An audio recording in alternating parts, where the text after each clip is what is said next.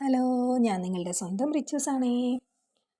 നമുക്കുണ്ടല്ലോടാ ഇന്നേ റേഷൻ കടയിൽ നമ്മുടെ ആട്ടാപ്പൊടി വെച്ചിട്ട് ചപ്പാത്തി പരത്താവേ. ചപ്പാത്തി ഇത്തിരി സോഫ്റ്റ് ആയിട്ടിരിക്കാനായിട്ട് എന്താ ഒരു മാർഗ്ഗം എന്ന് എൻ്റെ അടുത്ത് ഒരാൾ ചോദിച്ചായിരുന്നേ.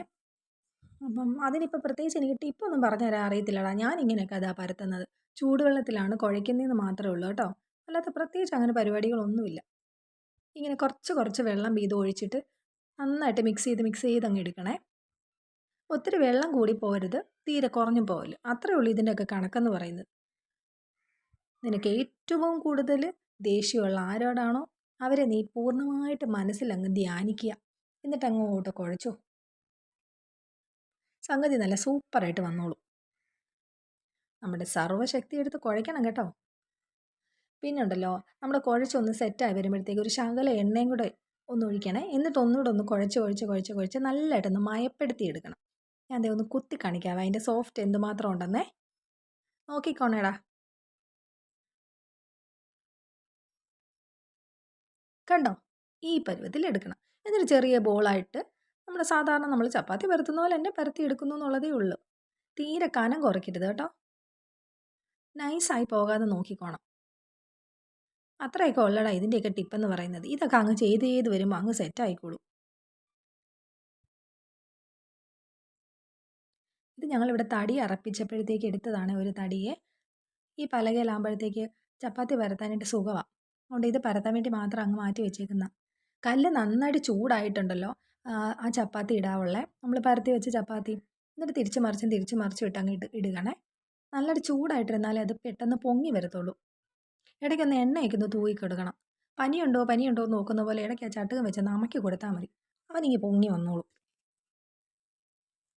നിങ്ങൾക്കൊക്കെ എന്നാന്ന് ഇന്ന് രാവിലെ? എനിക്കിന്ന് ചപ്പാത്തിയായിരുന്നു. വേറെ എന്തെങ്കിലും ഉണ്ടാക്കാമെന്നൊക്കെ വിചാരിച്ചതാ. പിന്നെ അവസാനം അവൾ പറഞ്ഞില്ലേ എന്ന് വിചാരിച്ച് ചപ്പാത്തിയെ തന്നെ അങ്ങ് പിടിച്ചു. എനിക്ക് പിന്നെ ഇതാ ഇഷ്ടം, അത് വേറൊരു സത്യം.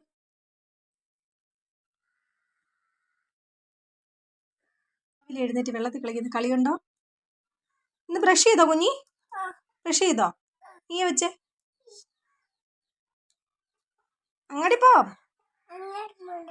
അയ്യോ, അതെന്നാ കാണിക്കുന്നില്ല. ബ്രഷ് ചെയ്തോ? ചെയ്തോ?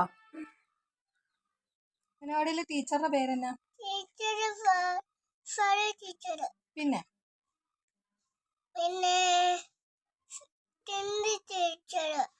ഏറ്റവും ഇഷ്ടമുള്ള ടീച്ചർ ഏതാ? ഏറ്റവും ഇഷ്ടമുള്ള ടീച്ചർ ഏതാ? ഏത് ടീച്ചറിനെ ഇഷ്ടം? സജന ടീച്ചറിനെയാണോ ഇഷ്ടം? ഒരു ഹായ് പറഞ്ഞേ. ഗുഡ് മോർണിംഗ് പറ. ഞാൻ അങ്ങാടി പോവാന്ന് പറ. എല്ലാരും എന്നാടുക്കുവാന്ന് ചോദിച്ചേ. അപ്പാപ്പൊക്കെ തിന്നാൻ ചോദിക്കേ. കുഞ്ഞൊരു പാട്ട് പാടുവോ?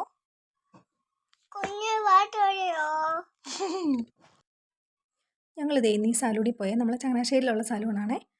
മുടി വെട്ടാൻ പോയതാ. എൻ്റെ അല്ല, എൻ്റെ ഒരു ഫ്രണ്ടിൻ്റെ. ഇതാണ് ഞാൻ കക്ഷിയെ. എനിക്ക് ഫോട്ടോ ഒക്കെ എടുത്തു തരുന്നത് ഇവളാട്ടോ. ഈ സലൂണിലായിരുന്നു എൻ്റെ ഹെയർ കട്ട് ചെയ്ത് ദിവ്യായിരുന്നേ. നല്ല സർവീസാണ് കേട്ടോ ഇവരുടേത്. ഞാൻ സ്ഥിരം പോകുന്നത് വേറൊരു പാർലറിലാണ്. മുടി പോവാനും പാടില്ല. അയ്യോ, എന്നാൽ എനിക്ക് വെട്ടുകയും ചെയ്യണമല്ലോ എന്നുള്ള ഒരു സങ്കടത്തിൽ അതാവള് കേട്ടോ. എന്താണെങ്കിലും വെട്ടി കഴിഞ്ഞായിരുന്നു സെറ്റ് ചെയ്ത്. നിങ്ങളൊന്ന് പറയണം കേട്ടോ എങ്ങനെ ഉണ്ടായിരുന്നെന്ന്. അവരുടെ ഹെയർ വാഷാണ് ഫസ്റ്റ്. എന്താണെങ്കിലും നല്ല സൂപ്പറായിരുന്നു.